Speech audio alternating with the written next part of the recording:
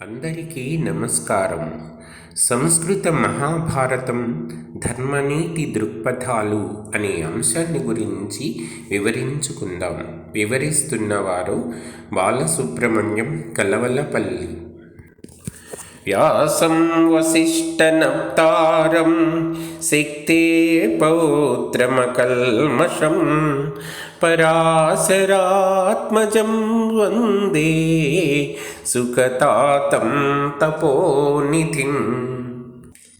మహాభారతం అనే గ్రంథంలో మన ప్రాచీన భారతీయుల యొక్క అనేక ఇతిహాసాలు, చరిత్రలు బహుళంగా విస్తరింపబడి ఉన్నాయి. ఆఖ్యాన ఉపాఖ్యానాల ద్వారా ఎన్నో విషయాలు తెలుపబడ్డాయి. వర్ణాశ్రమాది వ్యవస్థ, సామాజిక క్రమశిక్షణ, భూగోళ వివరాలు, ధర్మశాస్త్రాల రహస్యాలు, జ్యోతిర్విషయక విజ్ఞానం, లోకరీతులు, ధర్మస్వరూప నిరూపణం, నీతిశాస్త్రం, కుటిల నీతి లక్షణాలు మొదలైన అనేక విషయాలు సంగ్రహంగా మహర్షి వ్యాసుని చేత ప్రతిపాదింపబడ్డాయి. ఏ వ్యక్తికి ఏ జ్ఞానం అవసరమో అలాంటి జ్ఞానం ఇందులో లభిస్తుంది. కనుకనే వైశంపాయనుడు జనమేజయునితో ఆదిపర్వంలో ఇలా అంటాడు: ధర్మే చ అర్థే చ కామే చ మోక్షే చ భరతర్షభ ఇదిహాస్తి తదన్యత్ర యన్నేహాస్తి న తత్క్వచిత్. రాజా, మానవుడు అపేక్షించే ధర్మ రహస్యాల విషయంలో కానీ, కామ పురుషార్థ సంబంధంలో కానీ, మోక్ష సామ్రాజ్య మార్గంలో కానీ తెలుసుకొనదగిన విజ్ఞానం ఈ గ్రంథంలో ఏది ఉన్నదో అదే ఇతర వాంగ్మయంలో ఉంది. ఇక్కడ ఏది లేదో అది ఏ గ్రంథంలోనూ లేదు అన్నాడు. కనుక భారత ఖండంలో పుట్టి భారతీయుడైన మానవుడు భారత గ్రంథం చదివి లేదా సమగ్రంగా విని విషయగ్రహణం చేస్తే అతనికి పురుషార్థ చతుష్టయ సాధనలో సందేహమే ఉండదు అని, అలా చెయ్యాలని వ్యాసుని సందేశం. మహాభారతం కేవలం ఇతిహాసం మాత్రమే కాదు. నన్నయ భట్టారకుడు చెప్పినట్లుగా ధర్మతత్వజ్ఞులు ధర్మశాస్త్రంబని అనే పద్యంలో అన్ని దృక్పథాలలో ఒక్కొక్క దృక్పథంతో పరిశీలిస్తే ఆయా మార్గాలలో అది సంపూర్ణ మహాగ్రంథంగా గోచరిస్తుంది. కావ్య లక్షణాలన్నీ ఉన్న మహాకావ్యమది. అందుకే ఆనందవర్ధనుడు వ్యాసుని మహాకవిగా పేర్కొన్నాడు. పంచమ వేదమని ప్రసిద్ధి చెందిన మహాభారతాన్ని జనమేజయ మహారాజునకు వినిపించినవాడు వైశంపాయనుడు. మహాభారతమునే కాక బ్రహ్మ పురాణాది 18 మహాపురాణాలను, బ్రహ్మసూత్రాలను, అధ్యాత్మ రామాయణాన్ని వ్యాసుడు రచించాడు. ఇన్ని గ్రంథాలను ఒక వ్యక్తి రచించుట సంభవమా అని సందేహం కలగవచ్చు. ఇచ్చట రచన అంటే ఆయన చెప్పుట. భాషాకోవిదులైన గణపతి ప్రభృతులు లిఖించుటయే.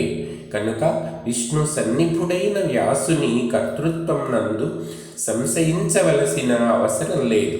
సముద్రంలోని తరంగాలు, ఆకాశమునందలి నక్షత్రాలు అసంఖ్యాకములైనట్లుగానే వ్యాస రత్నాకరమునందలి విజ్ఞాన రత్నాలు బహుళ సంఖ్యాకములని మనం విశ్వసించవచ్చు. మానవుడు సత్క్రియాచరణం వల్ల అభ్యుదయ నిశ్రేయసములచే అనంత సుఖభోగాలు, దుష్క్రియ ఆచరణం వల్ల దురంత క్లేశ భూయిష్టములైన దుర్గతి నరకాదులను పొందుతాడని పంచమ వేదమైన మహాభారతంలో వ్యాసుడు సుహృత్సహితంగా అనేక కథలు, ఉపాఖ్యానాలు రాసి ధర్మబోధన చేసి ఉన్నాడు. ధర్మాన్ని విడిచి అర్థకామాలను సాధింపకూడదు అన్నాడు. ఒక వ్యక్తి ధర్మాత్ముడు అనుటకు అతని నడవడియే గుర్తు. సత్పురుషులు అంటే సదాచారపరులే. అలాంటి సత్పురుషుల యొక్క నడవడి, వారు చేసే పనులు ఆచార స్వరూపం. వాటిని మనం అనుసరించుటయే మన ధర్మాభిరతికి నిదర్శనం. ఒక వ్యక్తి మరి ఒక వ్యక్తి విషయంలో ఏ విధంగా అంటే ధర్మ మార్గంలో కానీ అధర్మ మార్గంలో కానీ ప్రవర్తించినా అలాంటి వానిని ఎదుర్కొనుటలో వాడు అనుసరించిన మార్గంలోనే ప్రవర్తించిన వాడు అధర్మాన్ని పొందడు, ఆ శ్రేయస్సును కూడా పొందడు అని భావం. కాగా కుటిల మార్గంలో అధర్మమును ఆశ్రయించి పాండవులకు హాని చేసిన దుర్యోధనుడు నిర్జించుటలో ధర్మరాజు ఆశ్రయించిన పద్ధతి, ద్రోణ భీష్మాదుల విధానంలో అనుసరించిన మార్గము అధర్మము అశ్రేయస్కరము కాదని అర్థం చేసుకోవాలి. సామోపాయం చేత సాధ్యపడని దుర్యోధనుని వంటి మూర్ఖుని విషయంలో కానీ వానికి తోడ్పడుతున్న ఇతరుల విషయంలో కానీ వాడు అనుసరించిన కుటిల మార్గముని అనుసరించి అశ్వత్థామా హత కుంజర అని పలికిన ధర్మరాజు అధర్మాత్ముడు కాడని మనం కూడా అలా చేసిన తప్పు కాదని వ్యాసుని భావం. ఈ భావముని ఈ క్రింది ధర్మసూత్రం కూడా వివరిస్తుంది. యస్మిన్ యథా వర్తతే యో మనుష్యః తస్మిన్ తథా వర్తితవ్యం సధర్మః మాయాచారో మాయాయా బాధితవ్యః సాధ్వాచారః సాధునా ప్రత్యుపేయః. అయితే మానవుడు తాను మాత్రం సదా ధర్మపరుడుగానే ఉండాలి. అలాంటి వాడు ఏం చెయ్యాలి అన్న సందేహం ఈ విధంగా తీర్చాడు. తాను చేసే పనుల ద్వారా కానీ తన మాటల చేత కానీ తన మనస్సులో కానీ ఇతరుల యందు స్నేహమునే కలిగి ఉంటూ ఇతరులకు మేలును కలిగించుటయందే శ్రద్ధ వహిస్తూ జీవితము గడుపు మానవుడే నిజంగా ధర్మాత్ముడు. వాడే ధర్మస్వరూపం వెలిగిన ధర్మస్వరూపం తెలిసిన వ్యక్తి అని మహాభారతం చెబుతుంది. దాయాదులైన కురు పాండవుల దాయ విభాగం వల్ల వచ్చిన తగవులో ధర్మరాజు ధర్మనీతిపరుడుగాను దుర్యోధనుడు అధర్మనీతిపరుడు అవినీతి కలవాడుగాను చిత్రించుట ముఖ్య లక్షణం అయినప్పటికీ ప్రసక్తానుప్రసక్తములుగా వర్ణధర్మములు, ఆశ్రమధర్మాలు, స్త్రీ ధర్మాలు, యుద్ధధర్మాలు, యుద్ధ ప్రక్రియ, వృద్ధ సేవ, గురుభక్తి మొదలైన అంశాలతో పాటు మానవ ప్రవృత్తిలో గల ఉచ్చ నీచ భావాలు, దుర్వ్యాపారాలు మొదలైన లోక వ్యవహారమునంతటినీ సుహృత్ సమ్మితమైన ఉపదేశం ద్వారా ఎరుకపరచి మానవుని సరిదిద్దడమే మహాభారత లక్ష్యం అనే విషయం స్పష్టంగా మనకు గోచరిస్తుంది. ధృతరాష్ట్రుడు పెద్దవాడు అయినప్పటికీ అతనికి రాజార్హత లేదు.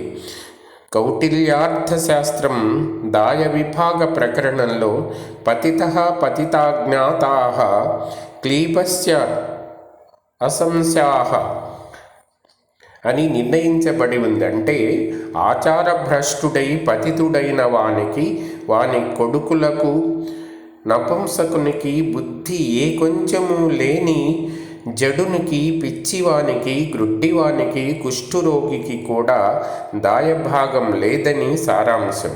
వారు ఇతర భాగస్వాముల చేత పోషింపదగిన వారే కానీ దాయభాగాన్ని పుచ్చుకొని స్వయంగా జీవింపదగిన వారు కారు అని మనుస్మృతి కూడా చెప్తుంది.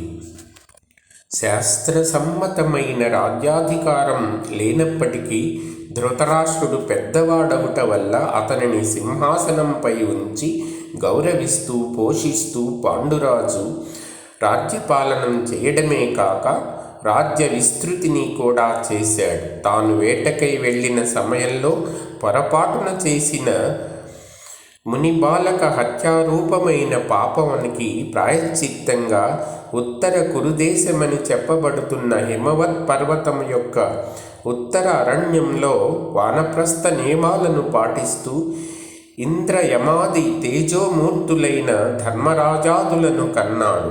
మాద్రి ప్రేమానుబంధమైన బ్రహ్మచర్య వ్రతభంగం వల్ల చనిపోయాడు.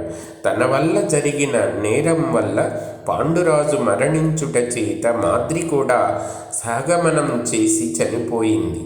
పుత్రులు బాలురు అయి ఉన్నప్పుడు వారి పోషణ భారం వహించవలసిన స్త్రీ సహగమనం చేయనక్కరలేదన్న సూత్రాన్ని అనుసరించి మాద్రి ప్రార్థనను అంగీకరించి కుంతీదేవి పాండురాజుతో సహగమనం చేయుట మాని చిన్న పిల్లలైన పాండవులను వెంటబెట్టుకొని మునుల సహాయంతో హస్తినాపురం చేరింది. మునుల సాక్షాధారాల చేత భీష్ముని దివ్యదృష్టి సహితమైన ధర్మబోధ చేత ధృతరాష్ట్రుడు సోదరపుత్రులను అంగీకరించి వారి పోషణ విద్యాభ్యాసాదులను నెరపుటకు ఒప్పుకున్నాడు. అసూయాపరుడైన దుర్యోధనుని ప్రవర్తనం వల్ల కురు పాండవులు కలిసి ఉండుట పొసగదని తలచిన ధృతరాష్ట్రుడు ధర్మరాజుకు నామమాత్రంగా ఉన్న ఇంద్రప్రస్థ నగరాన్ని ఇచ్చి అక్కడ నివాసం చేసి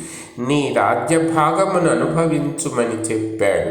యుధిష్ఠిరుడు తన పెద్ద తండ్రి ఆజ్ఞానుసారం ఇంద్రప్రస్థమును బాగుపరచి తమ్ముల శౌర్య పరాక్రమాల ద్వారా రాజ్య విస్తృతిని చేసుకొని రాజసూయ యాగమును మహావైభవంగా జరిపాడు. అనంతైశ్వర్య శోభితులుగా ఉన్న పాండవులను చూసి దుర్యోధనునికి కన్ను పుట్టింది. వారికి చిన్నప్పుడు తాను చేసిన లాక్షాగృహాది ఆపద లాక్షాగృహ దాహాది అపకారములు చాలక మళ్ళీ రాజ్యభ్రష్టులను చేయాలని దుశ్చింతతో మాయాజూదమును నడిపి ధర్మబద్ధులు నీతి కోవిదులు అయిన పాండవులను పత్ని పరాభవాది అవమాన దుఃఖ భరితులను చేసి అరణ్య అజ్ఞాతవాసముల పాలు గావించాడు. ఈ దుశ్చర్యలను అన్నింటినీ ధృతరాష్ట్రుడు అంగీకరించాడు. కురు రాజ్యంలో ఏదో రకపు సగభాగమును పాండవులకు మొదట ఇచ్చినందుకే మండిపడుతున్న దుర్యోధనునికి వారు ఇంద్రప్రస్థమును మహావైభవోపేతమైన రాజధాని నగరంగా తన రాజ్యభాగం కన్నా మించిన అశేష భారత రాజ్యభాగంగా ఏర్పరచుకొని సుఖంగా జీవించుటను చూసి ఓర్వలేక వ్రణముపై కారము చల్లినట్లయింది. అందుకే అంత దుర్మార్గమునకు ఒడిగట్టాడు. పుత్ర ప్రేమ చేత ధృతరాష్ట్రుడు, దూరదృష్టి చేత భీష్ముడు, ఆశ్రయ ధర్మం చేత కృప, ద్రోణ, అశ్వత్థామలు కిమ్మనక ఉపేక్షించారు. అలాంటి స్థితిలో మహావీరులైన పాండవులు ఎదుర్కొనక అరణ్య అజ్ఞాతవాస క్లేశాలను అనుభవించుటకు అంగీకరించుట ఎందుకు అనే ప్రశ్న సామాన్యులకు కలుగుతుంది. కానీ ధర్మపరుడు, నీతి కోవిదుడు అయిన ధర్మరాజు అలా చేయలేదు. ద్రౌపది వస్త్రాపహరణ సమయంలో కురు పాండవ యుద్ధం జరిగితే ఉభయ పక్షముల వారు నశించి ఎవరికినీ కీర్తి దక్కక చిల్లర జనం తగువులాటలో లాగా కానీకి అక్కరలేని వార్తయై మహాభారత రచనకై ఇతివృత్తం దొరకని స్థితి ఏర్పడుతుంది. అరణ్యవాసమున ధర్మరాజు ఆర్జించిన దైవబలం అపారమైనట్టిది.